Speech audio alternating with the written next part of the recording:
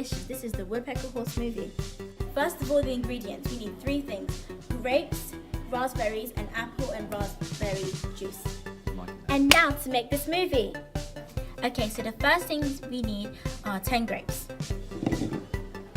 The next ingredients that we need are raspberries. I'm using the whole tin.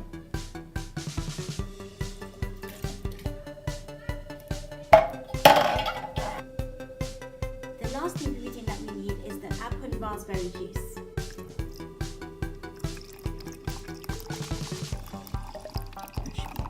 Only fill it up halfway. Because a blender is obviously dangerous, you would need a parent to help you. So the next thing you need is an adult.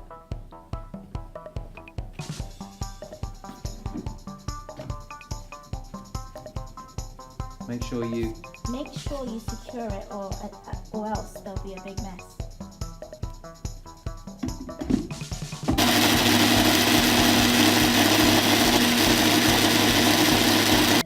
Ideally, you should blitz for 45 seconds.